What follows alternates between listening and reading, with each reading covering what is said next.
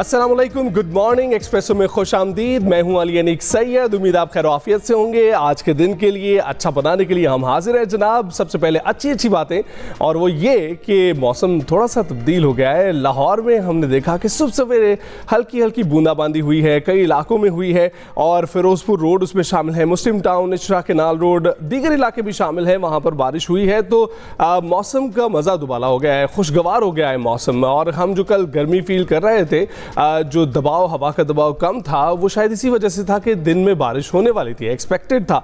वैसे तो मैं ऑफिस कह चुका था कि मैदानी इलाके में कम ही चांस है, लाहौर में खासकर कम ही चांस है कि बारिश हो, लेकिन सुबह सवेरे जो है वो प्रेडिक्शन गलत साबित हुई और बारिश हो गई। और इसके अलावा हम देख रहे हैं कि क्लाइमेट चेंज किस तरह से जो है एक रियल फिनोमिना है। और हमने कराची में भी ओले पड़ते हुए देखे, मुख्तलिफ इलाकों में बादल बरसे हैं। वहाँ पर सिर्फ पेशगोई की गई थी कि बारिश होगी, लेकिन ओले पड़ना किसी ने एक्सपेक्ट नहीं किया था। और जब वो पड़े तो हम विटनेस कर रहे हैं इस वक्त हमारे सामने कि यहाँ पर क्लाइमेट चेंज पैदा हो रहा है। अंदरून सिंध में भी बारिश हुई है, नौशहर फिरोज, मेहरापुर में गरज चमक के साथ बारिश हुई है, और कोयटा समेत बलूचिस्तान के मुख्तलिफ इलाकों में भी वक्फे से बारिश हुई है जनाब। तो ये सारी सूरत हाल है मौसम की। और इसके साथ साथ आप जानते ही हैं कि हम जिस इंतज़ार में बैठे हैं, रमज़ान मुबारक 1447 हिजरी का चांद देखने के लिए मरकज़ी रुयत हिलाल कमेटी का इजलास आज होगा। और महकमा औकाफ के मुताबिक रमज़ान मुबारक 1447 हिजरी का चांद देखने के लिए मरकज़ी रुयत हिलाल कमेटी का इजलास आज पेशावर में मौलाना अब्दुल खबीर की ज़ेर सदारत होगा।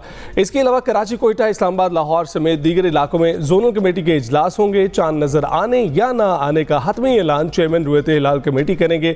और स्पार्को ने इस बात की पहले पेशगोई की है, और हमने आपको पहले भी बताया था कि रमज़ान मुबारक का चांद 18 फरवरी की शाम को नजर आएगा। गुरूब आफ्ताब के वक्त चांद की उम्र तकरीबन 25 घंटे 48 मिनट होगी। और उधर सऊदी अरब, मुत्तहिदा अरब अमीरात, कतर और फ़लस्तीन समेत कई मुस्लिम ममालिक में रमज़ान मुबारक का चांद नज़र आ गया है। पहला रोज़ा आज होगा। इस पर भी जो है हम अब आपको पता है कि आपके साथ जुड़े रहेंगे अगले 30 दिन तक। तमाम रमज़ान में हम स्पेशल ट्रांसमिशन के साथ आपके साथ जुड़े रहेंगे, और उसके साथ हमारे मौलाना और प्रोफेसर साहिबान भी होंगे जो हमें गाइडेंस प्रोवाइड करेंगे। अभी आगे बढ़ते हैं और बात करते हैं कि इस वक्त जो एक मरकज़ी निगाह बना हुआ है, जो T20 का वर्ल्ड कप हमारे लिए अब समझ लें कि अभी वबाले जान बना हुआ है। बारिश की वजह से कुछ जो है ना वहाँ पर मैचेस इफेक्ट हो रहे हैं, और हम आज एक्सपेक्ट कर रहे हैं कि जो पाकिस्तान का मैच है उसमें भी अगर बारिश हो जाती है तो किसी सूरत वो हमारे हक में बेहतर जाएगा। तफसीलन बताते हैं आपको कि T20 वर्ल्ड कप में बारिश ने ऑस्ट्रेलिया और आयरलैंड के अरमानों पर पानी फेर दिया है, और जिम्बाब्वे 1 पॉइंट लेकर सुपर 8 मरहले में दाखिल हो गया है, जबकि ऑस्ट्रेलिया वर्ल्ड कप की दौड़ से भी बाहर हो गया है। और जिम्बाब्वे और आयरलैंड के दरमियान मैच का टॉस भी मुमकिन नहीं हो सका है। यूं दोनों टीमों को 1-1 पॉइंट्स मिला, जिसके बाद जिम्बाब्वे 5 पॉइंट्स के साथ सुपर 8 मरहले में चला गया है। और ऑस्ट्रेलियाई टीम के 3 मैचों में 2 नाकामियों के बाद सिर्फ 2 पॉइंट्स ही थे, जिसकी वजह से कैंगरूज वर्ल्ड कप की दौड़ से बाहर हो गया है। और आपको ये भी याद रहे कि 2021 का T20 वर्ल्ड कप जीतने के बाद ये मुसलसल तीसरा T20 वर्ल्ड कप है जिसमें ऑस्ट्रेलिया सेमीफाइनल तक नहीं पहुंच सका है, उसमें नाकाम रहा है। दूसरी जानिब कौमी टीम के लिए भी सूरत हाल आपको जैसे कि बताया बहुत ही दिलचस्प और नाजुक है। कौमी टीम को अगर सुपर 8 मरहले में जाना है तो नामीबिया को हराना बहुत ही ज़रूरी होगा। उससे हमें 2 पॉइंट्स मिलेंगे, लेकिन ये मैच डू एंड डाई इस सूरत में है कि अगर मैच हार गए तो फिर पाकिस्तान के लिए बहुत मुश्किलात खड़ी हो जाएंगी। सुपर 8 मरहले तक रसाई के लिए नामीबिया से मैच जीतना ज़रूरी है, और पाकिस्तान और नामीबिया का मैच अगर बारिश की नज़र भी हो जाता है, उसकी वजह से मनसूख भी हो जाता है, तो भी कौमी टीम को 5 पॉइंट्स हासिल हो जाएंगे, और 5 पॉइंट्स के साथ भी वो सुपर 8 मरहले में पहुंच सकता है। यानी या मैच जीते या बारिश हो, तो उस सूरत से पाकिस्तानी टीम आगे बढ़ेगी। ये मुकाबला इंतहाई अहमियत का हामिल है। ज़राए के मुताबिक इस मैच में 2 से 3 तब्दीलियाँ मुतवक्के हैं, और सीनियर खिलाड़ियों की जगह बेंच स्ट्रेंथ को मौका देने की तजवीज़ ज़ेर गौर है। क्या बेंच स्ट्रेंथ को मौका देना इस अहम मैच में दुरुस्त फैसला होगा, क्योंकि बहुत ही नाजुक मरहला है। तो इस पर हमने बात करनी है, और बात करने के लिए हमारे साथ हमारे एक्सपर्ट्स मौजूद हैं। Syed Rafe Safdar first class cricketer हैं, US ओपन में अमेरिका में खेल चुके हैं, और तजियाकार हैं क्रिकेट के, हमारे साथ मौजूद हैं। और इसके साथ साथ यूसुफ अंजुम साहब हमारे साथ मौजूद हैं। बहुत बहुत शुक्रिया आप साहिबान का। सबसे पहले राफे, हम आपकी जानिब आना चाहेंगे। बताइएगा इस वक्त जो सिचुएशन हमारे साथ चल रही है, इसमें पाकिस्तान का किरदार जिसमें बेंच स्ट्रेंथ को आजमाने का एक जो है ट्रिक यूज़ करने के लिए सोचा जा रहा है, आपको लगता है कि राइट मौका है यहाँ पर बेंच स्ट्रेंथ आजमाना? जी अस्सलाम वालेकुम। देखिए, बहुत इंटरेस्टिंग गेम है पाकिस्तान के लिए आज, और जितना प्रेशर इंडिया के गेम का था, मैं बीइंग खुद प्रोफेशनल क्रिकेटर, जब एक मैच बुरा चले जाता है तो आप उसको पीछे रख देते हैं। आप इतने बड़े इवेंट में, खासतौर पर वर्ल्ड कप जैसे स्टेज के ऊपर, आप ये बिल्कुल नहीं चाहते कि वो बैगेज अपने साथ आगे लेके जाएं। आप एक मैच की बुरी परफॉर्मेंस के ऊपर, क्योंकि आप 2 मैचेस शुरू में जीत चुके हैं तो 4 पॉइंट आपके ऑलरेडी हैं, आप ये एक्सपेक्ट नहीं कर सकते कि आप 3-3, 4-4 चेंजेस करें। हाँ, शाहीन आफरीदी की जो बोलेंगे वो बहुत बड़ा कंसर्न है। सलमान मिर्जा को डेफिनेटली इन होना चाहिए है, जबकि शाहीन आफरीदी ने कल बड़ी लंबी 1-1.25 घंटे के आसपास बॉलिंग की है। तो लग ऐसा रहा है कि शायद वो ना बैठे, मगर सलमान मिर्जा को लाजमी खेलना चाहिए। दूसरी जगह बाबर आजम को बहुत सोशल मीडिया पे आवाजें थी चैनल्स के ऊपर कि उसको बिठाएं।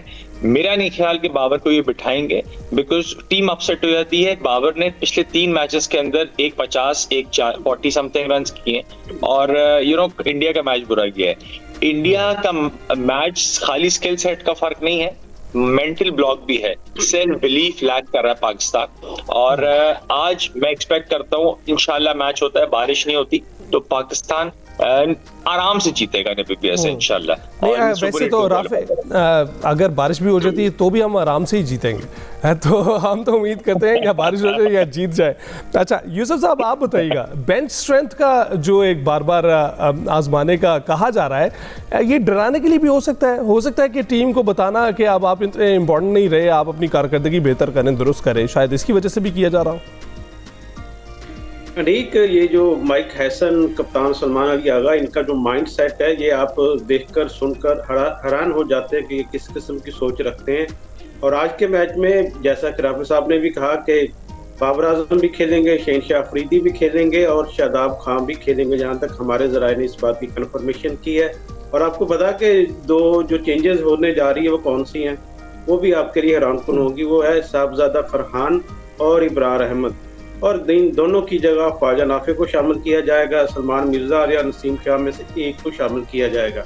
क्योंकि पाकिस्तान की टीम को इंडिया के हाथों नाकामी के बाद बहुत ज्यादा तनकीद का सामना करना पड़ा, तो जब तनकीद होती है सोशल मीडिया पे हो चाहे मीडिया चैनल्स पे हो, तो फिर वो टीम इंतजामिया उसको खातर में बिल्कुल नहीं लाती। वो ये समझती है कि बिल्कुल तूने आप जो मर्जी बात नहीं करे, हम अपने गेम प्लान के साथ जाएंगे, ये हमारे सीनियर खिलाड़ी हैं और यही हमारी उम्मीदों का मरकज है, इनको हम एक मैच में खराब परफॉर्मेंस की वजह से बाहर क्यों बिठाएं।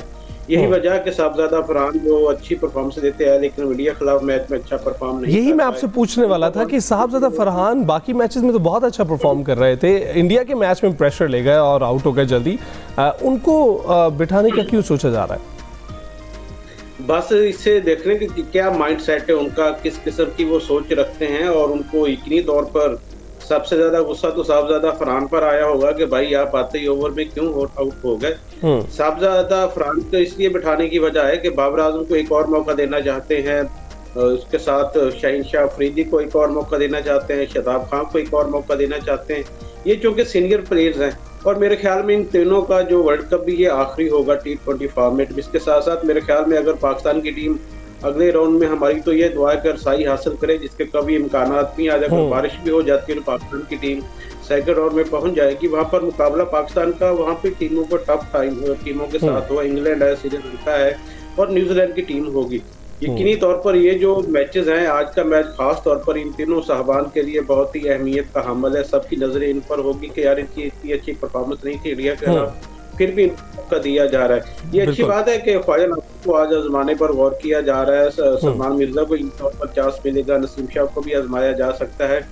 लेकिन पाकिस्तान का जो है ना माइंड सेट, उसको चेंज करने की जरूरत है। हम बिल्कुल ऐसा ही है, प्रेशर गेम देखे ना, अभी आज मैच जो है अगला भी एक हमारा बाकी है, लेकिन हम फिर भी जिक्र उसी का कर रहे हैं। और ये बात जो है ना किसी सूरत बताती है आपको कि वर्ल्ड कप एक जगह है और वो ये मैचेस जो पाकिस्तान और इंडिया के दरमियान होते हैं ये एक जगह पर।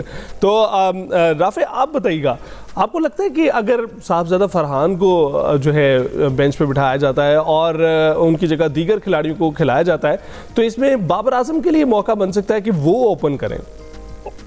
देखिए बाबर आजम का जो रोल है ना, वो नंबर 4 का जो है, सबसे पहले उनको पिछले 2 साल से जो स्ट्राइक रेट के उनके पीछे पड़े हैं, उन्होंने अपने शॉट्स चेंज कर दिए हैं। बाबर आजम कभी भी शॉट खेलते हुए अपना शेप लूज नहीं करते थे। बीइंग अ क्रिकेटर, बैट्समैन के लिए बड़ा इंपॉर्टेंट होता है। मगर आप बाबर को अगर देखें, अब वो जिस तरह की शॉट्स इंडिया के खिलाफ मार के आउट हुए हैं, या इवन वो पिछले मैच में, इससे पहले मैच में जिस तरह उन्होंने लॉन्ग ऑफ पे आउट हुए थे, वो दिखाता है कि वो जबरदस्ती बड़े शॉट मारने जा रहे हैं। एक होता है विद द फ्लो, नेचुरल जाता है बैट्समैन का।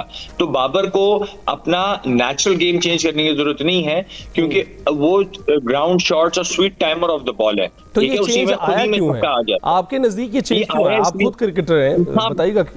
जी, ये चेंज इसलिए आया है क्योंकि बार बार जब सोशल मीडिया पे और चैनल्स पे बैठे क्रिटिसाइज करते हैं कि जी वो 200 की स्ट्राइक रेट से निकल रहे। देखें, एक चौके मारने वाला प्लेयर हर दूसरी बॉल पे चौका नहीं मार सकता, ठीक है? वो गैप्स फाइंड करता है। हाँ, मगर क्रिस गेल है या जॉस बटलर है या ईशान किशन है, इनका फ्लो ऑफ द बैट अलग होता है। इनका ये बाउंड्री क्रॉस करने की प्रैक्टिस इनको ज्यादा होती है, नेचुरल कैपेबिलिटी भी होती है, ठीक है? तो उसको जबरदस्ती कोचिंग स्टाफ कैंप्स के अंदर प्रैक्टिस करा रहा है पावर हिटिंग की, उसको बोल रहे हैं कि 200 के स्ट्राइक रेट पे खेलना है। वो अपने नेचुरल गेम से हट गया। अब आप देखें कितनी कवर ड्राइव मारी है उसने पूरे वर्ल्ड कप के अंदर, ये बैकफुट पंचेस कितने मारे हैं, आप ये चीजें देखें ना। उसका गेम जो प्लान है वो चेंज हो गया। दूसरी बात क्या है, ख्वाजा नाफे को ये खिला जरूर लेंगे, मगर मेरे हिसाब से अगर ओपनर आपको लाना था, आप फखर जमान को लाते। साहिबजादा फरहान का ड्रॉप होना बनता नहीं है। हमारे क्रिकेट के अंदर ये कहा जाता है कि अगर एक प्लेयर अच्छी फॉर्म में, साहिबजादा फरहान थे, और एक डक हो जाए, डक का मतलब ये कि आप सेटल नहीं हुए। बाबर जो है वो तो सेटल हो चुके थे ना। अगर उन्होंने 6, 8, 10 रन कर लिए थे, इसका मतलब उन्होंने बॉल्स वॉच आउट कर ली, उनके बल्ले को गेंद फील भी हो गया मैच के अंदर। तो प्रेशर, आप जब पहला सिंगल डबल ले लेते हैं ना आपका, या बाउंड्री ले लेते हैं, आपका प्रेशर ईज आउट हो जाता है। तो फरहान को तो वो मौका ही नहीं मिला। अच्छा यूसुफ साहब, आप भी बताइएगा, आप समझते हैं कि एक अच्छा फैसला होगा बाबर से ओपन करवाना इस मौके पे? देखें नहीं कि अगर जिस तरह मर्सिडीज चलाने वाला जहाज नहीं उड़ा सकता, इस तरह अगर बाबर आजम से ये तवक्को की जाएगी कि वो शहनशाह शाहिद अफरीदी की तरह पाकिस्तान टीम के लिए छक्के चौके लगाएंगे या किस खेल बनकर हमें कामयाबियां दिलाएंगे, तो ये तो नामुमकिन है। ऐसी सोच तो हमें सोचनी भी नहीं चाहिए, क्योंकि बाबर आजम का अपना एक स्टाइल है खेलने का। अगर हम उसको ओपनर की पोजीशन पर रखते हैं तो मेरे ख्याल में ये पाकिस्तान के लिए बेहतर फैसला हो सकता है, क्योंकि हमने देखा कि जब से बाबर आजम नंबर 4 पे जा रहा है तो उनकी जो कारकर्दगी का ग्राफ वो नीचे जा रहा है। शुरू में अब अगर हम जब इनिंग्स का आगाज किया जाता है तो नॉर्मली ये होता है कि जो फास्ट बॉलर्स हैं वो बॉलिंग का आगाज करते हैं पावर प्ले में, जबकि बाबर आजम की कमजोरी ये कि वो खब्बे जो स्पिनर है उसके साथ वो सामने आउट हो जाते हैं। उनके समझ नहीं आ रही कि मैं जो लेफ्ट आर्म स्पिनर है उसको कैसे मैं डील करूं, कैसे खेलूं, एक्सपोज हो जाते हैं इनके। अब 15 अगर इनिंग्स होंगे तो उसमें से तकरीबन 12 बार वो लेफ्ट आर्म स्पिनर से ही आउट हो चुके हैं। तो ये बाबर आजम के भी साथ भी ज्यादती है कि उनको हम बतौर जारहाना पावर हिटर के तौर पर टीम का हिस्सा बनाना चाहते हैं। मेरे ख्याल में उनको बेहतर यही है कि उनको बतौर ओपनर टीम के साथ उनके ओरिजिनल नंबर पर ही खिलाया जाए। उनको ये कहा जाए कि ठीक है, हमें आपकी स्ट्राइक रेट की जरूरत नहीं है, आप सिर्फ ये कि संभाल कर रखें, दूसरे एंड से आप पावर हिटिंग शुरू करें, अपने जारहाना बल्लेबाजों को मौका दें, वो आपके लिए अच्छा बेहतर होता है। क्योंकि हमने देखा कि जब भी इब्तदाई ओवर में पाकिस्तान की विकेट गिर जाती है बड़े छक्के लगाने की सूरत में, तो उस वक्त फिर पाकिस्तान की टीम का जो टेम्पो बिल्कुल वो खराब हो जाता है, जो पोजीशन है वो खासी कमजोर हो जाती है और प्रेशर आ जाता है। तो बाबर आजम और रिजवान के हवाले से जब भी हम बात करते हैं तो उन्होंने रन जो किए हैं वो बतौर ओपनर किए हैं, बिल्कुल ऐसा ही है, नहीं किए। बिल्कुल ऐसा ही है, आप ठीक कह रहे हैं। लेकिन आप बताइएगा कि नमीबिया कोई सरप्राइज दे सकता है? राफे, आप बताइएगा पहले। देखिए, क्रिकेट है ये, तो क्रिकेट तो दिन का गेम होता है। किसी दिन अगर नमीबिया का कोई बॉलर बहुत तगड़ी बॉल कर दे, 4-5 आउट कर दे या कोई 100 कर दे बैट्समैन, तो इसमें तो आप कोई भी सेट रूल नहीं है। जब जिम्बाब्वे ऑस्ट्रेलिया को हरा सकती है, और हमने देखा पिछले 3 दिन पहले नेपाल ने कितना टफ टाइम दिया था इंग्लैंड को, तो एसोसिएट कल कनाडा का युवराज सामरा, उनका जो ओपनर है, अभी मैं यूएस ओपन में उसको आउट करके आया हूँ, ठीक है ना, हमारा डैलस के खिलाफ मैच था, तो युवराज सामरा को पावर प्ले में ही आउट किया था मैंने, मगर मकसद ये है कि कल उसने 100 किया। तो ये क्रिकेट है, ये बड़ा फनी गेम है। इसमें नसीबों की लड़ाई होती है, आपका लक होती है, कैचेस ड्रॉप हो जाते हैं कई दफा, LBW नहीं होते, रन आउट बच जाता है, तो बहुत चीजें हो सकती हैं। रिगार्डलेस पाकिस्तान को कॉन्फिडेंट जाना चाहिए। जो गेम था वो इंडिया का हट गया, हम चाहते हैं कि इंडिया से वापस मुकाबला हो, वापस सेमी के अंदर या फाइनल के अंदर मिले इंडिया में, और हम पाकिस्तान इंशाल्लाह ताला उस दिन एक अलग पाकिस्तान उतरे कॉन्फिडेंस के साथ। और ऐसा पहले हो चुका है, वैसे राफे एक बार पहले हो चुका है, पाकिस्तान ने एक मैच जो राउंड मैचेस थे वो हारा था और फिर आगे जीत गया था इंडिया से, तो वो मुमकिन है, पॉसिबिलिटी है। लेकिन अभी फिलहाल मरहला नामीबिया के साथ है। यूसुफ भाई आप बताइएगा, नामीबिया सरप्राइज दे सकता है? देखिए, T20 फॉर्मेट में जिस तरह की टीमें इन्होंने क्वालिफाई करके एसोसिएट टीमों ने जगह बनाई है वर्ल्ड कप में, कोई भी टीम सरप्राइज कर सकती है। ये हम आपको ज़हन से निकाल देना चाहिए कि जो पाकिस्तान के साथ मैच खेलेगी उसमें पाकिस्तान की टीम फेवरेट होगी। चाहे टीम हल्की हो चाहे अच्छी टीम हो, 50-50 मैचेस हो रहे हैं आज तक, क्योंकि एक या दो खिलाड़ी ऐसे इम्पैक्ट वाले होते हैं, हर टीम का हिस्सा होते हैं, जो किसी भी टीम के खिलाफ अच्छी परफॉर्मेंस दे सकते हैं। नामीबिया के जो कैप्टन है वो हमेशा पाकिस्तान के लिए सरप्राइज का बन सकते हैं, अच्छी परफॉर्मेंस दे सकते हैं। लेकिन एक साल पहले जो नामीबिया की परफॉर्मेंस की वो ज़रा बेहतर थी, लेकिन अब नामीबिया का जो टेम्पो वो पहले वाला नहीं रहा, तो इसका एडवांटेज पाकिस्तान को हो सकता है। दूसरी बात पाकिस्तान के एडवांटेज के लिए ये है कि ये जो मैच होगा ये है सेनारी स्पोर्ट्स ग्राउंड में, जहाँ पाकिस्तान की टीम नीदरलैंड और अमेरिका के खिलाफ खेल चुकी है। नामीबिया की टीम के लिए पाकिस्तान के साथ ही एक नया मैच होगा नई कंडीशन के हवाले से, क्योंकि अभी तक दोनों मुल्कों के दरमियान सितंबर 2021 में अबू धाबी में एक मैच खेला गया, पाकिस्तान की टीम ने 45 रन से जीता था।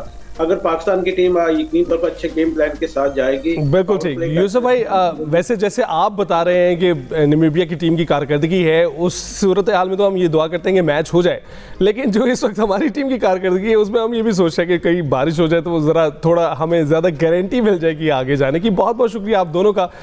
हम क्रिकेट पर बात कर रहे थे और अभी आपको एक और हवाले से भी अपडेट करते चलें। तहरीक इंसाफ बानी PTI की सेहत को लेकर जो एहतजाज कर रही है उस हवाले से शहरियों ने PTI के खिलाफ सख्त मौक़िफ़ दिया है और कहा है कि एहतजाज की सियासत ने मुल्क को यरगमाल बना रखा है, सब कुछ बेमकसद लगता है, जैसे एक ही शख्स की खातिर पूरे सूबे को तबाह कर दिया गया है।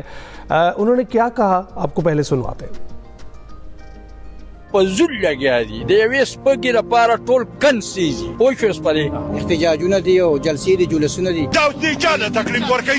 स्टैब्लिशमेंट लवर की माल राकी कना दास इंसानियत थे तशपक दाव गोरा सुमरा खलक पदे के मरीजान दी पदे के बीमारान दी आखिर द अफसोस खबर द मना मुझे बाकी नहीं दी तराश द पर गाड़े खेमा जबरा पदे दलतना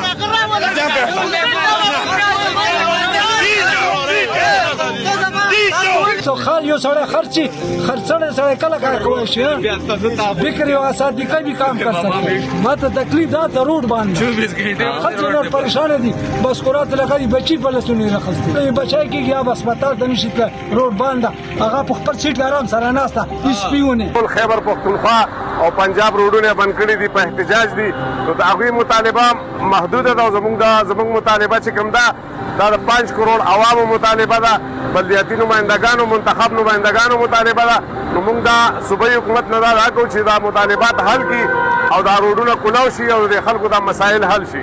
PTI को खुद नुकसान है क्योंकि लोग आहिस्ता आहिस्ता उनसे दूर होते जा रहे हैं, उनकी कोई परफॉर्मेंस नहीं है और वो हर आए रोज रोड ब्लॉक करते हैं और जो सियासत कर रहे हैं वो बिल्कुल भी काबिल कबूल नहीं पाकिस्तानी अवाम के लिए। पॉलिटिक्स का मकसद भी ये है कि वो उसके अंदर पार्लियामेंट के अंदर आके स्टेक होल्डर से बैठ के अफ़ाम तफ़हीम के ज़रिए मुल्क को आगे बढ़ाने के लिए सियासत करना चाहिए। ये तो नहीं हो कि हर एक जत्था आके रोड बंद करे, कल मैं 500 बंदों को लेके चतराल का रोड बंद करूंगा, ये तो हो नहीं सकता ना। It is not a politics. दा आवाम तो गुरतूल पर तकलीफ की मुंगा पर तकलीफ की न स्वरले देखवाजी और न देखवा कम तरफ लाड़ी सुबह हुकूमत का मुंगा ख्वास्ते जी भाई दाव गोरा दा दे गरीबाना टूल गरीब आवाम ته زور دي اخر دې به حل سره وزي دیوله په سملای کې خبره پکار و مونږ ته غوند دی غریب ته زور وزي که احتجاج وشي کار څه چې وشي بس زور مونږ لا راځي بل دیو ته هیڅ زور نه ورځي مونږ ته د وړو په دغه کې مشکلات پیدا کیږي په چینه کې په غړو کې په نورو شینو کې مونږ احتجاج سره ډېر वैसे ऐसी पॉलिटिकल सिचुएशन में सबसे ज़्यादा मुतासिर अवाम ही होते हैं और अवाम का मौक़िफ़ आपने सुना। उधर पेशावर हाई कोर्ट ने आईजी और चीफ सेक्रेटरी खैबर पख्तूनख्वा को फौरी सड़कें खुलवाने का हुक्म दिया है और उसके बाद खैबर पख्तूनख्वा पुलिस मुतहरिक हो गई है और आईजी की तमाम रीजनल और ज़िले पुलिस ऑफिसर्स को शाहराहें खोलने की हिदायत सामने आई और सूबे की पुलिस ने मुतादिद रास्ते क्लियर भी करवा दिए हैं और अटक पुल GT रोड पर लगी रुकावटें हटा दी गई हैं। मगर इस्लामाबाद में पार्लियामेंट हाउस और KP हाउस के बाहर ऑपोजिशन के धरने इस वक्त भी जानेंगे। तो ये ताज़ा तरीन सूरत हाल थी। अभी ब्रेक पर जाएंगे, ब्रेक के बाद आ सकेंगे।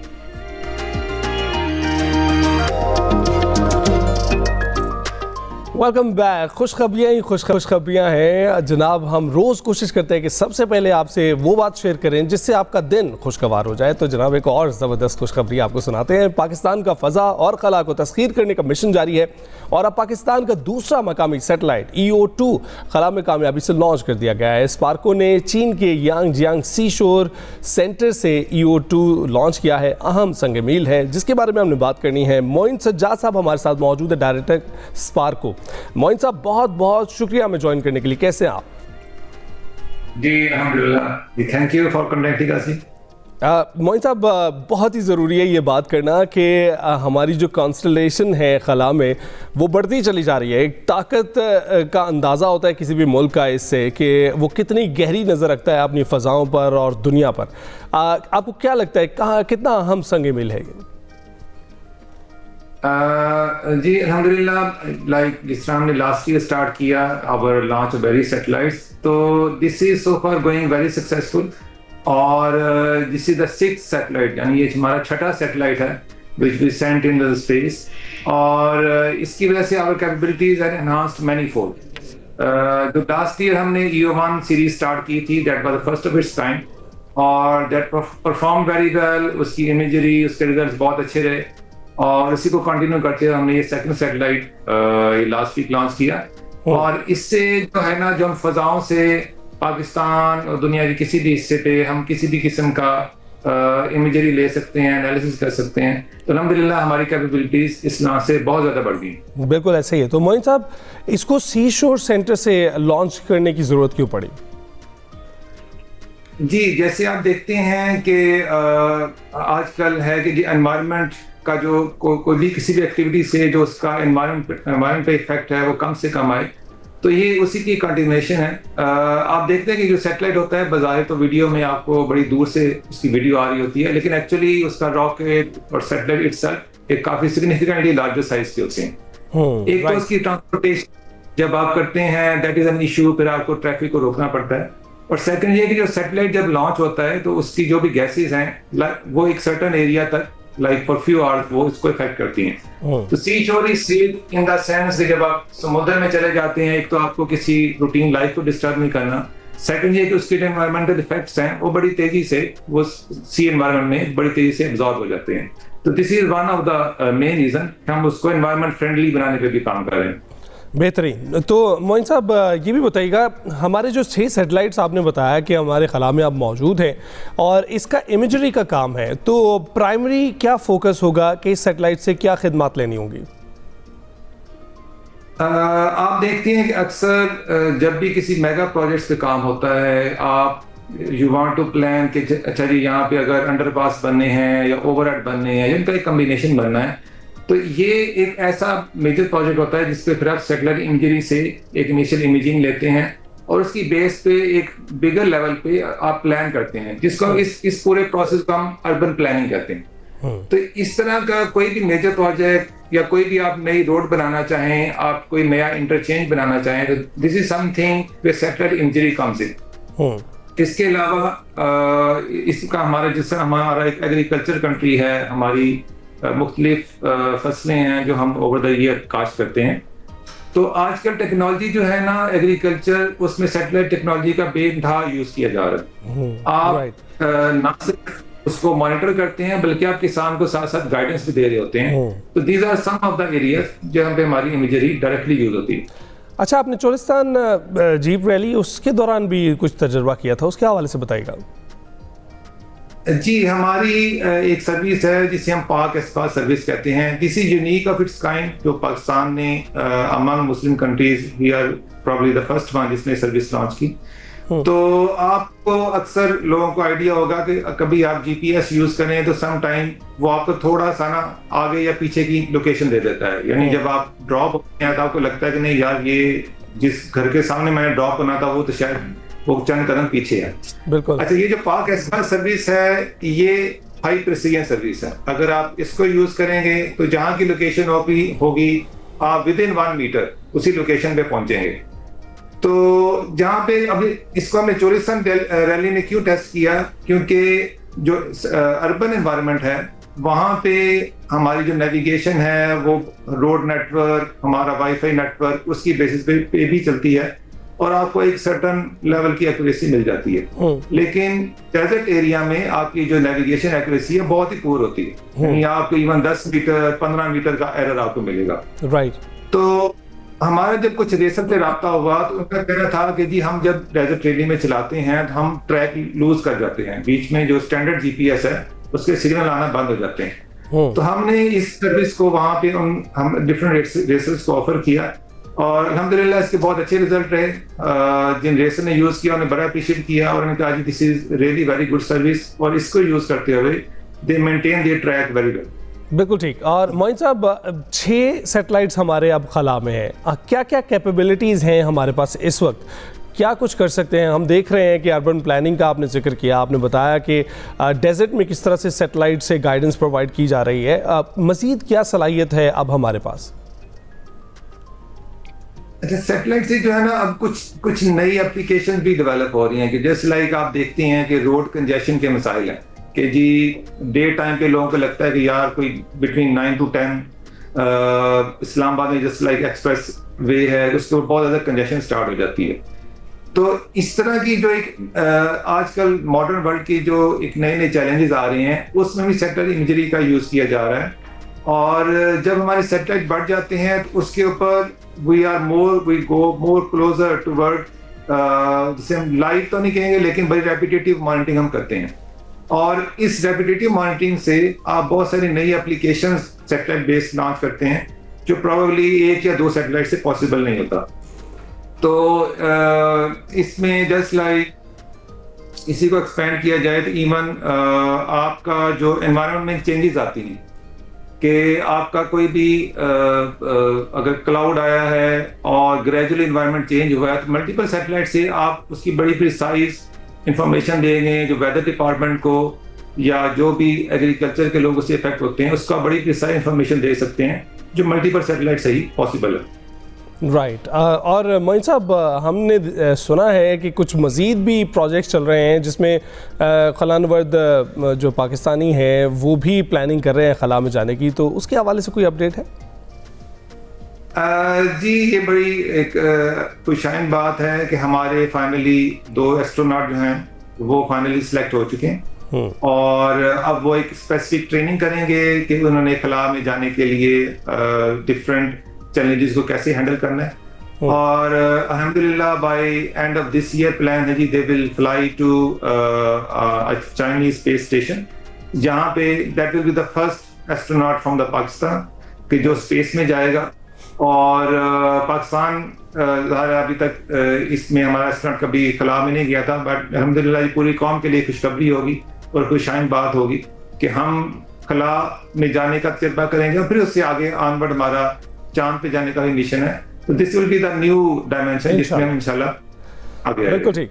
बहुत बहुत शुक्रिया हमसे गुफ्तगू करने के लिए जनाब। हमारे सैटेलाइट से इस वक्त जो खला में मौजूद हैं 6 हैं और जैसे कि आपने मई जंग में देखा ही था जो चाइनीज़ 44 सैटेलाइट कॉन्स्टलेशन की रेजोल्यूशन थी वो हमारे पास थी और उस कोलैबोरेशन से जो कुछ फिर हमने कारनामे सर अंजाम दिए उसका जो है ना मोतरफ पूरी ना सिर्फ अमरीकी सदर डोनाल्ड ट्रंप है बल्कि पूरी दुनिया है। तो इस सैटेलाइट को खला में भेजने से हमारी सलाहियत में मज़ीद इजाफा हुआ है और अब हमारे खलानवर्द भी जा रहे हैं जो इंडिकेटर है कि जल्द ही खला पर भी पाकिस्तानी झंडा लहरा रहा होगा। ब्रेक पर जाएंगे।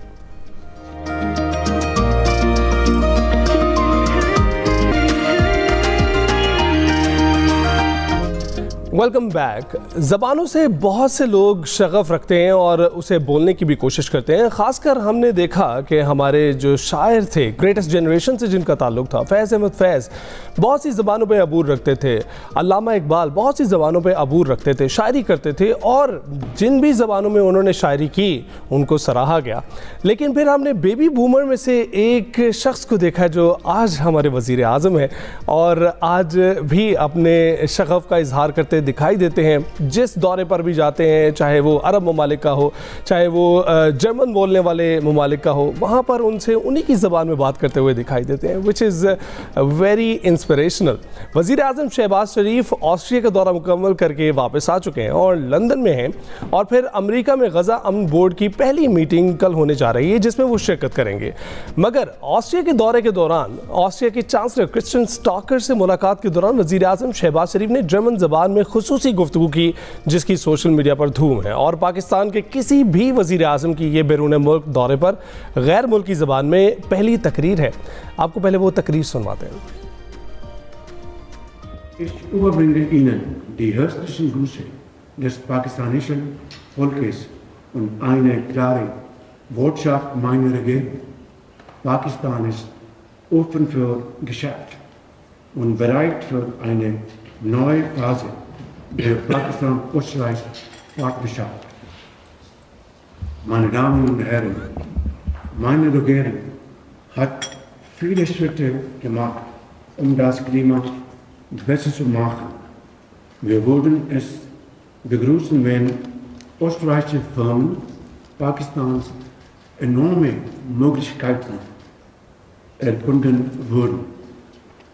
Meine Damen und Herren, ich möchte außerdem गुफ्तगू आपने सुनी। वज़ीर आज़म शहबाज शरीफ मुख्तलिफ़ ज़बानों पर अबूर रखते हैं। उसके साथ साथ हम अक्सर वफूद ममालिक के सरबराहान के साथ उन्हीं की ज़बान में उन्हें बात करता हुआ देखते हैं। खैर, दोबारा ऑस्ट्रियन चांसलर से मुलाकात का जिक्र करते हैं तो वज़ीर आज़म की जर्मन ज़बान में ये की गई गुफ्तगू ऑस्ट्रिया के चांसलर क्रिस्टियन स्टॉकर ने अपने इंस्टाग्राम पर ज़ाती अकाउंट से शेयर की और ऑस्ट्रियन चांसलर ने वज़ीर आज़म शहबाज शरीफ की जर्मन ज़बान में तकरीर को सराहा। ऑस्ट्रिया के चांसलर ने वज़ीर आज़म शहबाज शरीफ से मुलाकात के लम्हात शेयर करते हुए कहा कि वज़ीर आज़म शहबाज शरीफ ने अपनी जर्मन ज़बान की महारत से उन्हें हैरान किया है। एक ब्रेक लेते हैं, ब्रेक के बाद मज़ीद गुफ्तगू करेंगे।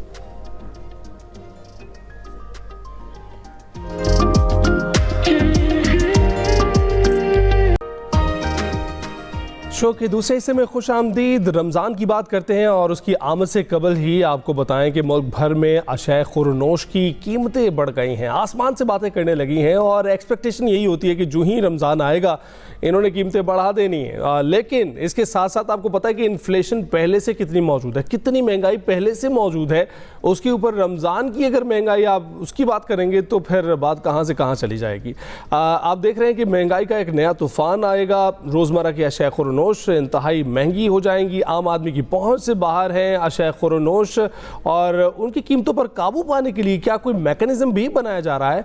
रमज़ान की आमद पर आपको पता ही है कि फलों सब्जियों खजूरों की कीमतें आसमान से बातें करती है, तो इस पर हमने बात करनी है और इसके लिए हमारे नुमाइंदगान ने हमें ज्वाइन किया है 3 मुख्तलिफ शहरों से। इकरा लियाकत नुमाइंदा लाहौर हैं, उन्होंने हमें ज्वाइन किया है। काशिफ हुसैन नुमाइंदा कराची और यासिर अली नुमाइंदा पेशावर। आप तीनों का बहुत बहुत शुक्रिया हमें ज्वाइन करने के लिए। सबसे पहले इकरा से बात करते हैं। इकरा, बताइएगा कि क्या कुछ फ़र्क दिखाई दे रहा है, क्योंकि आज एक्सपेक्टेड है कि पहली सहरी होने जा रही है, तो आप देख रही हैं कि कीमतें आसमान से बातें कर रही हैं? बिल्कुल जी, मैंने कल रमज़ान बाज़ार का विज़िट किया था जो कि पंजाब हुकूमत की जानिब से निगहबान रमज़ान बाज़ार कायम किया गया और इस वक्त भी मैं सहूलत बाज़ार भी है और ये निगहबान रमज़ान बाज़ार भी इसको बनाया गया है। तो इस वक्त जो कीमतें हैं, कल कुछ चीज़ें ऐसी थी कि जो मैंने ख़रीदी तो उनकी कीमतें कम थी, लेकिन आज एकदम से उनकी कीमतों में इजाफा हो गया। अगर मैं फलों में बात करूँ तो केला जो है पिछले हफ्ते भर से जो है 100 रुपये 120 रुपये फ़ी दर्जन मिल रहा था, लेकिन एकदम से उसकी कीमत जो है 300 रुपये से 350 रुपये तक चली गई है। इसके अलावा कुछ फल ऐसे हैं जो कि मार्केट में पहले 200 से 250 रुपए फरोख्त हो रहे थे, अब 400 से 500 रुपए की उनकी कीमत चली गई है। माल्टा जो कि जिसका सीजन खत्म हो रहा है, लेकिन 300 रुपए 400 रुपए हमें मार्केट में फी दर्जन के हिसाब से मिल रहे थे, लेकिन एकदम से उनकी कीमत भी जो है 500 रुपए फी दर्जन तक चले गए। इसके अलावा खजूर की बात कर ली जाए, रोजमर्रा अगर सब्जियों की बात की जाए तो सब्जियों की कीमत जो है इस वक्त कंट्रोल में है कि हाँ, आप जो है 100 रुपए में अपनी एक वक्त की जो है वो सब्जी खरीद सकते हैं, जिसमें आप जो है बैंगन है, आलू है, टमाटर है, सब्ज मिर्च है, ये वो सारी चीजें हैं जो इस वक्त कंट्रोल में है। आलू बहुत सस्ता है, इस वक्त 40 रुपए बिक रहा है, लेकिन क्योंकि माह रमजान में उसकी तलब में इजाफा होगा तो फिर उम्मीद है कि आलू भी 100 रुपए किलो तक जा सकता है, जबकि टमाटर जो है वो इस वक्त 100 रुपए से 120 रुपए, प्याज 50 रुपए किलो। इसके अलावा जो दूसरे लवाजमात है उनकी कीमतें भी कम है। अगर महंगी सब्जियों की बात कर ली जाए तो कचनार जो है वो जो है 1000 रुपए तक बिक रहा है। फली दाना जो है वो 350 से 400 रुपए। करेले मार्केट में आ गए हैं, करेलों की कीमत भी जो है 200 से 300 रुपए। शिमला मिर्च जो है वो भी महंगी बिक रही है, लेकिन दूसरी जानिब पंजाब हुकूमत ने जो है बड़ा अच्छा इकदाम किया है कि पंजाब सहूलत बाजार अथॉरिटी में स्पेशल जो है वो कैंप लगा दिए गए हैं। एक तो यहाँ पर जो सीनियर सिटीजन है उनके लिए बाकायदा बैठने की जगह है कि यहाँ पर शहर लोग मौजूद है, अमला सहूलत बाजार का वो उनको खरीदारी करके दे रहा है, जबकि दूसरी तरफ चेक एंड बैलेंस रखा गया है। भारी जुर्माने भी दुकानदारों को आयद किए जा रहे हैं कि जो डीसी का रेट है और जो सहूलत बाजार का रेट है उसमें थोड़ा बहुत फर्क है, लेकिन मंडी के रेट से यहाँ पर चीजें सस्ती जो हुकूमत की पॉलिसी है उसके मुताबिक सख्त एक्शन भी किया जा रहा है, बाकायदा कैंप लगाया गया है और ये कोशिश बावर करवाया जा रहा है कि कीमतें जो हैं इससे ज्यादा मुनाफाखोर जो है वो कीमत वसूल ना करे, जबकि शहरी दुहाइयां दे रहे हैं कि बड़े-बड़े स्टोर्स में भी, लाहौर के बड़े-बड़े स्टोर्स में भी ये जो डीसी रेट्स हैं वो लागू कहीं ना कहीं हो रहे हैं, तो बिल्कुल चेक एंड बैलेंस नजर आता है। काशिफ के पास जाते हैं। काशिफ, कराची में कोई चेक एंड बैलेंस आपको इस तरह का नजर आता है? जी, बदकिस्मती से कराची में पंजाब या लाहौर जैसी सूरत हाल नहीं है। यहाँ पर एडमिनिस्ट्रेशन आम दिनों में भी सिरे से गायब होती है। अशिया खुर्दोनोश सरकारी रेट से ज़ायद कीमत पर फरोख्त किए जाते हैं। रमज़ान में ये जो रुझान है और ज़्यादा बढ़ जाता है। बिल्कुल मादर पिदर आज़ादी होती है गिरा फरोशों को कि वो खुलेआम अपनी मर्जी की कीमतें वसूल करें। बहुत आसान होता है दुकानदारों के लिए ये कह देना कि ये माल पीछे से महंगा आ रहा है। शहरी हुकूमत और या फिर बात की जाए कमिश्नर कराची की जो कि प्राइस जारी करते हैं, तायुन करते हैं, इंतजामिया के सरबराह हैं, उनकी तरफ से बयानात दिए जाते हैं। अगर आज की बात की जाए तो दिनों के अंदर कीमतों में इजाफा हुआ है, लेकिन शहरी इंतजामिया हस्ब रिवायत खामोश है। प्राइस लिस्ट कहीं मौजूद है, कहीं मौजूद नहीं है, उस पर अमल दरामद के लिए इकदाम नहीं हो रहे। जो फल 100 से 150 रुपए किलो फरोख्त किए जा रहे थे, इस वक्त वो 300 रुपए किलो फरोख्त किए जा रहे हैं। केला बिल्कुल नायाब हो चुका है। कराची में काफ़ी बड़ी जो है फलों की और सब्जी की मार्केट यानी सब्जी मंडी मौजूद है, जहां मुल्क भर से सप्लाई आती है। केला सिंध में ही काश्त होता है। अब से एक हफ्ता पहले 100-150 रुपए में अच्छा केला बिक रहा था, लेकिन इस वक्त 300 रुपए दर्जन से कम केला नहीं है। मौसमी 200 वाली 400 रुपए हो चुकी है। कीनो जो 250-300 था वो 400-450 हो चुका है। सेब 250 रुपए किलो बासानी हम ले रहे थे, अब 300 से 400 रुपए किलो फरोख्त किया जा रहा है। रमजान में आम सब्जियां फरोख्त नहीं की जाती, लेकिन जो चाइनीज रोल वगैरह इस्तेमाल किए जाते हैं, चाइनीज आइटम, शिमला मिर्च 50 रुपए पाव के करीब या 200-150 रुपए किलो बिक रही थी, आज 350 से 400 का इसका रेट है। इसी तरह गाजर 100 रुपए किलो बिक रही थी, अब वो 200 रुपए फरोख्त की जा रही है। कराची में एक और बड़ा मसला गोश्त की कीमतों का है। एक साल कबल प्राइस लिस्ट जारी की गई थी, गोश्त की कीमतों का तयन किया गया था। 1000 रुपए फी किलो कराची में बच्चे का गोश्त ज़्यादा इस्तेमाल किया जाता है, उसकी 1000 रुपए हड्डी वाले गोश्त की कीमत मुकर्रर की गई थी, लेकिन सरकारी रेट से 600 से 700 रुपए फी किलो जायद इस वक्त वसूल किए जा रहे हैं। जो बगैर हड्डी का बच्चे का गोश्त है उसकी कीमत 1150 रुपए सरकारी मुकर्रर की गई थी, इस वक्त 1700 से 1800 रुपए फी किलो यहाँ पर गोश्त फरोख्त किया जा रहा है। गाय और बड़े का गोश्त भी इसी तरह 750 रुपए हड्डी वाले गोश्त की कीमत सरकारी मुकर्रर है, 950 रुपए बगैर हड्डी वाले की, लेकिन ये भी 1200 से 1400 और किसी जगहों पे 1500 रुपए किलो तक फरोख्त किया जा रहा है। तो प्राइस कंट्रोल का एक तो कराची में इंतजाम नहीं है, दूसरी बात यह है कि डिमांड एंड सप्लाई का भी असर पड़ता है। हर घर के अंदर खाने पीने की अशिया की तलब बढ़ जाती है, लेकिन आपको पता है कि वाफर तादाद में चीज़ें पहले से मार्केट में मौजूद होती हैं और अक्सर ज़ाया भी हो जाती हैं, और अगर वो सस्ते दामों चली जाए तो कुछ ज़्यादा बेहतरी आ सकती है, लेकिन इस वक्त खुदा खौफी कौन करे। यासिर, आप बताइएगा कि यहाँ तो हम देख रहे हैं कि लाहौर और कराची में तो प्राइस कंट्रोल की जिद्दोजहद जारी है, आपके यहाँ तो एक और जिद्दोजहद भी जारी है जो असरअंदाज हो रही है इस वक्त भी, और आवाम परेशान है एहतजाज की वजह से भी, और इसकी वजह से मुनक़ता हुआ है बहुत से इलाकों में जो है राब्ता, तो उसकी वजह से भी आपको लगता है कि इन्फ्लेशन में ज़्यादती आई है इस दौरान? जी बिल्कुल, पेशावर की जो सूरत हाल है वो कराची से मुख्तलिफ नहीं है। यहाँ पर चेक एंड बैलेंस है नहीं, जबकि हुकूमत की तरजीहात कुछ और है। आप देख रहे हैं तो गुज़िश्ता 4-5 दिनों से जो शाहरा है वो बंद है, जो दूसरे सूबे से जो सामान आता है उसकी सप्लाई भी मुअत्तल है, जिसकी वजह से जो अशाए खुर्दन उसकी कीमतें हैं वो बढ़ गई हैं। यहाँ पर चेक एंड बैलेंस है ही नहीं। जो आटा है वो ज़्यादातर पंजाब से आता है, और चूँकि रास्ते बंद है तो आटे की 20 किलो आटे की कीमत जो है वो 2500 रुपये से तकरीबन 3300 रुपये तक पहुँच गई है। इसके अलावा अगर सब्ज़ी की बात की जाए तो सब्जियाँ भी यहाँ पर महंगी फ़रोख्त की जा रही हैं। जो टमाटर जो 1-2 रोज़ पहले 80 रुपये फ़ी किलो था, अब आज उसकी अगर कीमत देखी गई है तो वह 150 रुपये फ़ी किलो तक पहुंच गई है। इसके अलावा गोश्त की कीमत हुकूमत ने 1000 रुपये मुकर्रर की है, हम बाजार में आपको 1300 रुपये में ये गोश्त जो है वो मिलेगा, जबकि जो बड़े मार्ट हैं वहाँ पर 1700 से 2000 रुपये तक फ़ी किलो फरोख्त होते हैं। तो यहाँ पर चेक एंड बैलेंस है नहीं, जबकि दूसरे जो हुकूमती तरजीहात हैं वो यहाँ पर मुख्तलिफ हैं। इसके अलावा कल वज़ीर खैबर पख्तूनख्वा ने एक इजलास भी किया था जिसमें प्राइस कंट्रोल कमेटियाँ बनाई गई हैं, हम ये इजलास जो है वो तकरीबन 1 हफ्ते कबल करना चाहिए था, क्योंकि कल इजलास हुआ है और इस पर जब अमल दरामद होगा तो रमज़ान शुरू हो चुका होगा। तो यहाँ पर चेक एंड बैलेंस है नहीं, अशाए खुर्दनोश की कीमतें हैं वो बढ़ गई हैं। 1 किलो चीनी की कीमत जो है वो भी 200 रुपये तक पहुँच गई है। सब्ज़ी जो है वो भी महंगी फरोख्त हो रही है। एक भिंडी जो है वो 200 रुपये किलो थी, आज जब हमने उसकी कीमत की पूछा तो तकरीबन 300 रुपये से वो तजावज़ कर चुकी है। इसके अलावा जो फल हैं वो तो गरीब की पहुँच से दूर हो गई है। अगर किन्नू की बात कीजिए तो किन्नू जो 200 रुपये में किलो फरोख्त होता था, आज उसकी कीमत 350 रुपये तक पहुंच गई है। केला जो है वो नायाब है, इससे पहले 100 से 120 रुपये तक फ़ी किलो दर्जन केला जो है वो मार्केट में दस्तयाब था, हम आज अगर देखा जाए तो उसकी कीमत 200 रुपये से भी तजावज़ कर गई है। यहाँ तक कि हर चीज़ जो है वो आहिस्ता आहिस्ता उनकी कीमतें बढ़ रही हैं, क्योंकि रमज़ान आज पहली शहरी है और कल पहला रोज़ा होगा। तो जो यहाँ पर जो सस्ते बाज़ार हैं यहाँ पर वो भी कायम नहीं किए जा रहे हैं। हुकूमत की जानिब से तो ऐलानात किए जाते हैं, गुज़िश्ता साल जो सस्ते बाज़ार कायम किए गए हैं वहाँ पर जो अशाए खुर्दनोश हैं वो थी ही नहीं, बहुत कम मिकदार में यहाँ पर अवेलेबल होती थी और वो कुछ ही मिनटों में वो फ़रोख्त हो जाती है। तो हुकूमत की तरजीहात चूँकि यहाँ पर कुछ और हैं और सड़कें बंद होने की वजह से जो यहाँ पर सामान की किल्लत भी पैदा हो गई है, तो लोगों को काफ़ी मुश्किलात का सामना है। महंगाई जो है उसका वो काफ़ी ज़्यादा हो रही है दिन ब दिन। यहाँ पर एक जगह महंगाई है, दूसरी जगह प्राइस कंट्रोल कोई नहीं है, और तीसरी जगह एहतजाज हो रहे हैं, तो मुश्किल तो बिलाशुबा वहाँ पर मौजूद होगी। इकरा, आप बताइएगा कि इस वक्त जो इंतज़ामात किए गए हैं, शहरी कितने मुतमईन दिखाई दे रहे हैं लाहौर के, क्योंकि अक्सर को तो अभी से शॉपिंग करते हुए देखा गया है ईद की।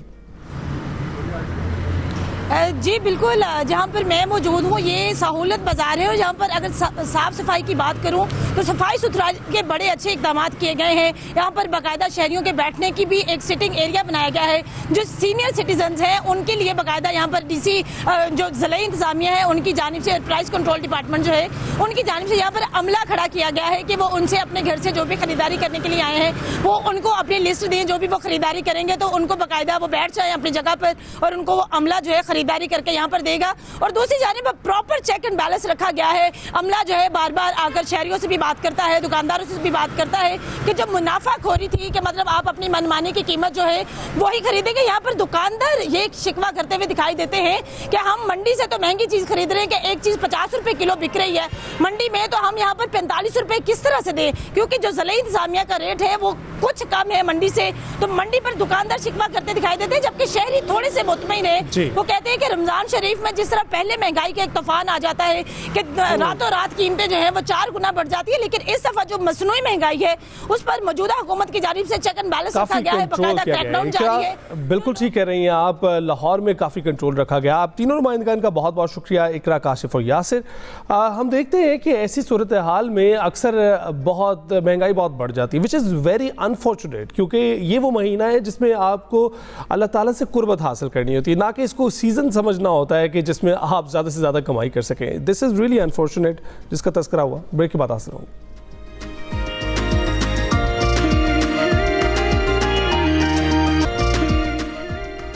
Welcome back. मुलाकात का वक्त है एक ऐसी बासलाहियत और मेहनती नौजवान खिलाड़ी से जिन्होंने कम उम्री में बड़ा कारनामा सर अंजाम दिया है। अंडर 14 की बासलाहियत नेशनल स्विमर जोया खान हाल ही में 2 नए कौमी रिकॉर्ड्स अपने नाम कर चुकी हैं, पाकिस्तान का नाम रोशन कर चुकी हैं। उनकी अनथक मेहनत, मुस्तकिल मिजाजी, खेल से लगन ने उन्हें इस मकाम तक पहुँचाया है जहाँ वो आज नौजवान खिलाड़ियों के लिए एक मिसाल है।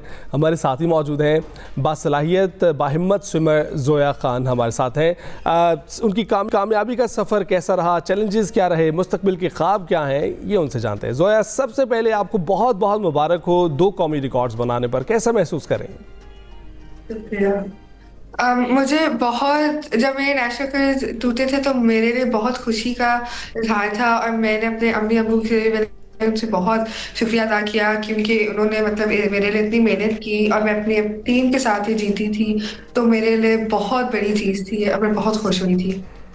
राइट तो जोया ये बताइएगा कि इसकी तैयारी आपने शुरू कब से की अंडर 14 नेशनल स्विमर बनने के लिए? मैं स्विमिंग कर रही हूँ जब से मैं 4 साल की थी और इसके लिए बहुत मेहनत मुझे करनी पड़ी थी। मैं हर दिन जाती थी स्विमिंग पे और फिर जिम भी जाती थी और इसके लिए बहुत मेहनत लगी थी। अच्छा, तो इस तरफ रुझान किसने आपका पैदा किया? मेरे अब्बा ने, उन्होंने बहुत मुझे पुश किया था कि तुमने करना है, तुम स्पोर्ट्स में जाओ, तुम लड़की हो, तुम्हें चांसेस मिलेंगे। और मेरे अब्बा ने मुझे बहुत सपोर्ट की थी और हेल्प की थी इस स्पोर्ट के अंदर आगे लेकर जाने के लिए इसको। तो जिस वजह से वो कह रहे थे कि आपको जाना चाहिए, उसी वजह से आपको मुश्किलात तो पेश नहीं आई? मुश्किलात बहुत पेश आई थी क्योंकि काफ़ी लोगों ने मतलब बोला था मेरे अम्मी अब्बू को कि लड़की है तो लड़की को नहीं करना चाहिए और लोग क्या कहेंगे, इस तरह करके बहुत हमें लैश मिला था, बहुत बुरा फीडबैक मिला था। मगर फिर मतलब मेरे पेरेंट्स ने नहीं सुनी, शुक्र अल्हम्दुलिल्लाह, और अब मैं यहाँ तक आ गई हूँ। अच्छा जोया, फिर अभी बताइएगा कि 2 नेशनल रिकॉर्ड्स आपने नाम किए हैं, मज़ीद क्या देख रही हैं, कितने रिकॉर्ड्स और मज़ीद बनाने हैं, मुस्तकबिल में क्या करना है, ओलंपिक्स में शिरकत करने की ख्वाहिशमंद है? इंशाल्लाह इस साल जो नेशनल्स होंगे, जिस इवेंट में मैं जाऊंगी उसके अंदर इंशाल्लाह एक रिकॉर्ड तो मैं तोड़ के ज़रूर आऊंगी। और मेरे फ्यूचर के प्लान्स हैं कि मैं इंटरनेशनल खेलूं, ओलंपिक्स में इंशाल्लाह जाऊं और पाकिस्तान का नाम रोशन करूं। अच्छा, ये बहुत ही ट्रोलिंग एक्सरसाइज है जो एक स्पोर्ट्स ऐसी है कि जिसमें आपको मुस्तकिल तौर पर जो है पूरी बॉडी का इस्तेमाल करके जो है स्विमिंग करनी पड़ती है। आपको लगता है कि हम यहाँ पर पाकिस्तान में इसका रुझान बहुत ही कम है, ना सिर्फ ख़वातीन में बल्कि मर्दों में भी, और बहुत कम स्विमर्स हैं यहाँ पर? जी, सैडली बहुत कम है और ज़्यादा होने चाहिए। हमें इन स्पोर्ट्स को और रिकग्निशन मिलनी चाहिए ताकि पाकिस्तान का नाम रोशन हो। और पाकिस्तान के अंदर तो फैसिलिटीज़ भी नहीं है स्विमर्स के लिए और बाकी और स्पोर्ट्स के लिए भी। आपको लगता है स्कूल लेवल पर फैसिलिटीज़ हैं? क्योंकि बहुत सारे स्कूल जो हैं वो स्विमिंग क्लासेस देते हैं साथ साथ। जो स्कूल स्विमिंग क्लासेस देते हैं वो प्रॉपर फैसिलिटीज़ नहीं है क्योंकि जो स्विमिंग क्लासेस होती हैं वो बहुत छोटे वक्त के लिए होती है और आप उससे ज़्यादा नहीं सीख सकते। राइट तो फिर आप क्या सजेस्ट करती हैं, किस तरह से इस पर काबू पाया जाए? मतलब मैंने तो स्विमिंग इस तरह शुरू की थी, मेरे पेरेंट्स ने मुझे एक क्लब के अंदर डाला था, वहाँ के जो कोचेस थे पहले मैंने उनसे की। फिर जब मैं आहिस्ता आहिस्ता तेज़ होने लगी और मेरा लेवल ज़्यादा होता गया तो फिर मैं प्रोफेशनल कोचेस के पास गई थी जो नेशनल लेवल पे ट्रेनिंग करवाते हैं। राइट और कोई भाई बहन भी है जो साथ देता है आपका? जी, मेरा छोटा भाई है, वो 8 साल का है और वो भी मेरे साथ स्विमिंग करता है, लेकिन अभी वो भी माशाल्लाह ले रहा है मेडल्स और ट्रॉफीज, लेकिन वो छोटा है तो वो नेशनल्स में पार्टिसिपेट नहीं कर सकता। राइट तो सुहा, ये बताइएगा कि लोगों का रवैया तब्दील हुआ है आपके इर्द गिर्द जो मौजूद हैं, आपकी सहेलियां, आपके क्लासमेट्स, जब आप पता चला उनको कि आपने 2 रिकॉर्ड तोड़ दिए? जी बहुत ज़्यादा, मेरी दोस्तें मेरे लिए बहुत खुश थी और उन्होंने मुझे काफ़ी तोहफे भी दिए थे जब उनको पता चला था कि मेरे रैकेट्स टूटे हैं, और उन्होंने घर भी आए थे, उन्होंने काफ़ी कुछ किया था मेरे लिए और बहुत खुश थे। राइट और मेडल्स बताएं, उसकी तादाद कितनी हो गई? मेडल्स मेरे नेशनल्स में 4 थे और टोटल में मैंने काउंट नहीं किया अभी। बिल्कुल ठीक है। We wish you all the best कि आप आगे मुस्तकबिल में मजीद मेडल्स भी इकट्ठे करें, जो रिकॉर्ड्स आप बनाने का सोच रही हैं उनको भी बनाएं, और इसके साथ साथ ओलंपिक्स में भी पाकिस्तान की नुमाइंदगी करें, बेहतर परफॉर्म करें वहाँ पर भी। लेकिन स्टडीज़ में क्या करना चाह रही हैं आप, वो बताइएगा। पढ़ाई में मैं बहुत फोकस्ड हूँ। काफ़ी उनको लगता है कि जस्ट बिकॉज मैं स्विमिंग करती हूँ तो मैं पढ़ाई के अंदर बहुत बड़ी होंगी या मैं पढ़ाई के ऊपर इतना तहम्मुल नहीं दूंगी, लेकिन मैं पढ़ाई के ऊपर बहुत फोकस्ड हूँ और मेरा है कि मैं इंशाल्लाह बाहर ही जाऊँ अपनी यूनिवर्सिटीज़ के लिए स्कॉलरशिप पे और अच्छी यूनिवर्सिटी पर। लेकिन पढ़ेंगी क्या? पढ़ना मैंने लॉ या जर्नलिज्म है, क्योंकि उसके अंदर मेरा बहुत इंटरेस्ट है और मेरी फैमिली के अंदर काफ़ी लोग लॉ करते हैं और मेरे अब्बा भी मुझे सपोर्ट करते हैं कि मैं लॉ करूं। अच्छा, यानी आप वकालत की तरफ जाएंगी? जी। बेहतरीन। थैंक यू वेरी मच जोहा, आपने अपनी कामयाबी के सफ़र को हमारे साथ शेयर किया, मज़ीद मुस्तकबिल के प्लान्स को शेयर किया, और हम उम्मीद करते हैं कि लोग जो स्पोर्ट्स में शिरकत कर रहे हैं वो सिर्फ स्पोर्ट्स को ही अपना महवर ना बनाए रखें, क्योंकि स्पोर्ट्स में भी पढ़ाई की ज़रूरत आपको पड़ती है, उसमें एक्सीलेंस हासिल करने के लिए, और आम जिंदगी में भी उसकी ज़रूरत होती है। ब्रेक के बाद हासिल होंगे।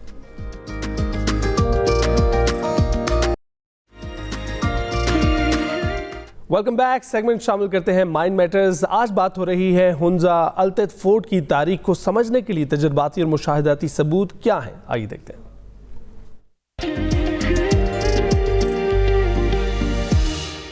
अस्सलाम वालेकुम नाज़रीन, मैं हूं वकार अहमद और आप देख रहे हैं माइंड मैटर्स। मैं इस वक्त अल्तित गार्डन में हूं और मेरे साथ जावेद साहब बैठे हैं। जावेद साहब जो हैं वो हिस्टोरियन हैं, तारीख पे इनकी कमाल नज़र है, और एक हिस्ट्री के हवाले से, टूरिस्ट गाइड के हवाले से, अल्तित के गाइड के हवाले से इनकी एक शोहरत बैनुल-अक़वामी सतह पे है और बैनुल-अक़वामी सतह पे जाने जाते हैं जावेद साहब। बहुत ही मुताला करने वाले आदमी हैं और ज़िंदगी भर जो है, मैं जब भी इनसे मुलाकात होती रही तो यही हुआ कि हर दफ़ा नई चीज़ें सुनने को मिली। उसकी वजह यह है कि ये एक इनकी मुताला की जो आदत है। जावेद साहब, बहुत शुक्रिया आपका। मेरा आपसे सवाल ये है कि नॉर्मली तो हमारे जो टूरिस्ट हैं वो अल्तित आते हैं और आप उनको गाइड भी करते हैं, आप उनको हिस्ट्री भी बताते हैं। हिस्ट्री के हवाले से अगर हम अल्तित का ज़रा गहराई में जाके मुताला करना चाहें और हम ये कहें कि हिस्ट्री जो है वो मोतबर तब ठहरती है जब एविडेंसेस के साथ और एम्पिरिकल एविडेंसेस के साथ। सो हम अल्तित फोर्ट को अगर हम इस सनक से देखें, एम्पिरिकल एविडेंसेस के साथ, ऐसे शवाहिद के साथ जो नाकाबिल तरदीद हों, चाहे वो साइंटिफिक हैं, चाहे वो फिर बहुत ही अच्छा कोई रेफरेंसेस के साथ आए हैं, बहुत ही सॉलिड, तो हम अल्तित को किस तरह देखेंगे? अल्तित जो फोर्ट है, कोशिश मैं ये करूँगा कि इस गांव की या हुंजा की प्री हिस्ट्री बता दूँ। ठीक है। जो 400 BC तक इसकी तारीख date backs to 400 BC। Okay.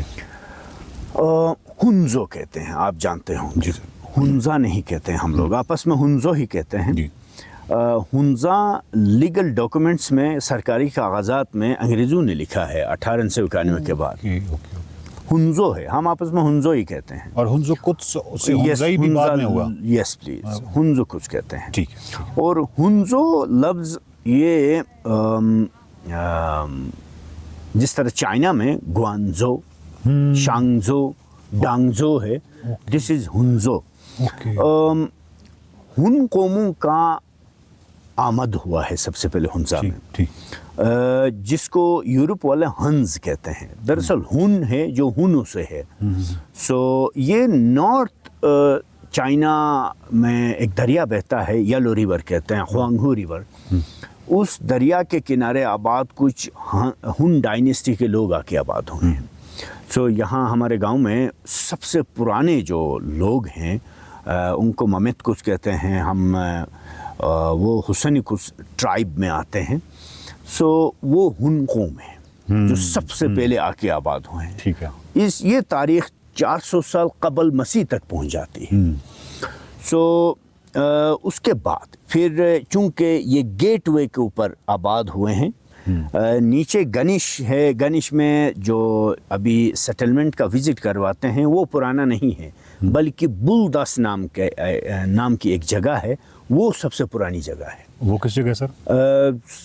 गनिश जो सेटलमेंट है उससे थोड़ा आगे अलीआबाद की तरफ हम जाते हैं। सो तकरीबन 1 किलोमीटर करीब। दोरखम का इलाका तो नहीं आता? नहीं, नहीं, बुलदस, जहाँ करीमाबाद से सड़क नीचे केकेश टच करती है, उसी के साथ ऊपर का वाला पोर्शन, वो बुलदस है। वो पुराना आबाद गांव है। बुलदस इसलिए कहते हैं कि वहाँ एक ये ग्लेशियर का जो चश्मा उबल रहा था, वो किसी आदमी ने वहाँ से वहाँ रिहाइश पजीर हुआ और उसने वो जगह आबाद की है। और हमारे यहाँ हुनु कुशल कहते थे। इस गांव के बिल्कुल नीचे अभी 2 मरतबा बड़े सैलाबों की वजह से वो गांव ख़त्म हो गया। वहाँ हुन डायनेस्टी के कुछ लोग जाके आबाद हो चुके हैं। ये जो आप गांव अल्तित फोर्ट के साथ सेटलमेंट देखते हैं, वो तीसरा सेटलमेंट है ये। ओके। पहला वो था हुनु कुशल था। उसके बाद वहाँ जो 3 सड़कों का जंक्शन है, टोनी चुवट कहते हैं। उस जंक्शन पे एक गांव था, मुके बराशल कहते हैं, और उससे आगे थोड़ा आगे उसे मुके शराशल कहते थे। दूसरे 2 सेटलमेंट्स वहाँ थे। इस सेटलमेंट से पुराना सेटलमेंट थे वो। उनके बाद यहाँ आ चुके हैं लोग। यहाँ आबाद हुए। जब यहाँ आके आबाद हुए थे तो उन्होंने ये महल तामीर करवाया। और ये जब वो आबाद हुए, इसकी डेट किसी हद तक कोई थोड़ा सा अप्रॉक्सीमेट कुछ क्या कहेंगे? हाँ, इसका साइंटिफिक एविडेंस हम ले सकते हैं। वो इस तरह के इस गांव के इंट्रेंस पे ही एक दरख्त है अखरोट का, जिसकी लोगों का कहना है कि हमारा कल्चर भी यही है कि आप जहाँ कहीं जाके कोई घर तामीर करते हैं या कोई सेटलमेंट बनाते हैं, पुराने ज़माने में ये रिवाज था, वहाँ एक दरख्त उगाते थे उसी के नाम पे। तो 10 कुशिदिमे मेश कहते हैं हमारे लैंग्वेज में। यानी इब्तिदा में सेटलमेंट की जगह जहाँ आपने मेश लगाया यानी दरख्त लगाया हो। वो दरख्त लोगों के कहने के मुताबिक 900 साल है। उसकी कार्बन डेटिंग हुई, उस दरख्त का जो साइंटिफिक टेस्ट हुआ, उसके मुताबिक वो 1100-1200 साल से भी पुराना दरख्त। उसका आप ट्रंक देखेंगे, आप देव हेकल ट्रंक है। उसके बड़े बड़े ब्रांचेस, आप वापस जाके आप उसका ये जो मेन दरवाजा है उससे बाहर है, दरवाजे से बाहर है, पाउंड पे ये जो पानी का बड़ा रिजर्वायर है, उससे भी आगे जमात खाने के साथ बहुत बड़ा दरख्त है। वो बहुत बड़ा दरख्त है। उसकी साइंटिफिक एविडेंस 1200 साल से ज़्यादा है। लोगों का कहना है कि 900 साल पुराना दरख्त है। उसी ज़माने में फोर्ट तामीर हुआ है। लोगों का कहना है कि ये 900 साल पुराना होगा या है। लेकिन आप जानते हैं कि यूनेस्को वाले एविडेंस के बगैर कोई चीज़ मानते ही नहीं हैं। हमारे पास रिटन एविडेंस जब नहीं मिले कंसल्टेंट को, बरतानिया से जो आया था रिचर्ड ह्यूज को, तो उसने सिंबल्स उठाए, लकड़ी की कार्बन डेटिंग हुई। उसके मुताबिक लोअर पोर्शन की लकड़ी 1100 साल, वॉच टावर की लकड़ी 1250 साल तक है। वॉच टावर की लकड़ी, उसमें कार्विंग जो है पिलर्स के ऊपर, अगर हम उनको एविडेंस बना लें तब भी ये बात वहाँ से भी साबित हो जाती है कि यहाँ इस्लाम के मुबल्लिगीन ज़्यादा से ज़्यादा 1620 के बाद आए हैं। हाँ, पहले इस्लाम के मुबल्लिगीन यहाँ स्नाशरी इस्लाम आया है। उसके बाद फिर इस्माइलीज़ के दाई शाह अर्दबेल जो बहुत बड़े दाई थे, उन्होंने शाह सलीम ख़ान को इस सेक्ट से मुतारिफ़ करवाया दरवाज़ वैली में, जो यहाँ से वो भाग के गए थे। एग्ज़ाइल ख़ुद को किया था उसने। उसका भाई अगवानी मिर्ज़ा कहते हैं, उसके खौफ से, क्योंकि वो बड़ा था, बादशाह उसको मिलना था। तो शाह सलीम ख़ान यहाँ से चले गए। जब शाह सलीम ख़ान अगवानी मिर्ज़ा यहाँ मर गए तो कुछ वफ़द जाके उन्होंने शाह सलीम ख़ान को दोबारा वापस बुलाया, तख्त नशीन किया उसे, और उसने फिर इस्माइली सेक्ट का यहाँ तबलीग किया है। सही। और ये 300 साल हम कह सकते 300 साल ज़्यादा से ज़्यादा होता है। क्यों? इसका भी एविडेंस ये है कि हमारा गांव अहमदाबाद और अलीआबाद ये कुछ और हुसैनाबाद ये 300 साल पहले आबाद हैं, जो शाह सलीम ख़ान ने आबाद करवाया है। उसी ज़माने से फिर इस्माइली सेक्ट का यहाँ प्रचार हुआ। ठीक है। इस तरह से कुछ एविडेंस हमें साइंटिफिक या हिस्टोरिकल एविडेंस मिलते हैं। जावेद साहब का ये कमाल है कि वो किसी भी चीज़ को, चाहे लकड़ी है, चाहे कोई रिटन है एविडेंस, कार्विंग की शक्ल में है, और हर चीज़ को वो एक बड़ी ऑब्जेक्टिव एनालिसिस करते हैं। वो उनकी एक अप्रोच जो है वो बहुत साइंटिफिक है, वो अफसानवी नहीं है। और ये जावेद साहब का बहुत ही एक कमाल इनके अंदर एक सलाहियत है, और इस सलाहियत से हमें फ़ायदा उठाना चाहिए। मैंने भी जावेद साहब से रिक्वेस्ट की है, बार बार की है कि आपको इसको किताबी शक्ल में लेके आना चाहिए, जो कुछ आप जानते हैं, और इसको किसी एक जगह पे, ताकि एक मरबूत किस्म की जो हमारे पास हिस्ट्री है वो आ जाए। किसी ने अल्तित गार्डन या अल्तित फोर्ट या अल्तित जो सेटलमेंट है, इसके हवाले से एक ही किताब हो जहाँ भी कहीं अवेलेबल हो, जहाँ पे आप एंटर होते हैं अल्तित में, तो और उर्दू में हो और अंग्रेज़ी में हो, तो बड़ा अच्छा हो जाएगा। बहुत सारे हमारे टूरिस्ट ऐसे होते हैं जिनको इन चीज़ों से बहुत लगाव होता है, होना भी चाहिए। टूरिज़्म का मकसद ही ये है कि जब आप आते हैं तो ना सिर्फ नया कुछ सीख के जाएं, बल्कि उसका अल्टीमेट जो इलामत है कि आपने वाकई टूरिस्ट हैं या नहीं है, वो ये है कि क्या आप जब वापस गए थे, जब आप टूर करके जब आप वापस गए हैं या वापस जाते हैं, तो क्या आप मुख्तलिफ इंसान थे या नहीं थे। अगर तो वही थे तो बस ठीक है, फिर उसका यानी वो जो एक मकसदियत है वो पूरी नहीं होती। जावेद साहब के साथ जो बातचीत है इसका सिलसिला जारी रहेगा, अगले हफ्ते फिर मुलाकात होगी। देखते रहिए माइंड मैटर्स। सेगमेंट आपने मुलाहिजा किया। आज के लिए इतना ही, पर जाने से पहले आपको बता दें कि अगर कल पहला रोज़ा हुआ और आज पहली सहरी हुई तो फिर हम हाजिर होंगे खैर रमज़ान ट्रांसमिशन के साथ 4 बजे। अगर नहीं तो फिर हम रेगुलर टाइमिंग्स पर 9 बजे ही हाजिर होंगे। अभी तक के लिए इतना ही। रमज़ान की बाबत, रमज़ान की बरकत, अल्लाह ताला रहमो करम के अपने साए आप पर बरकरार रखें। अल्लाह हाफ़िज़।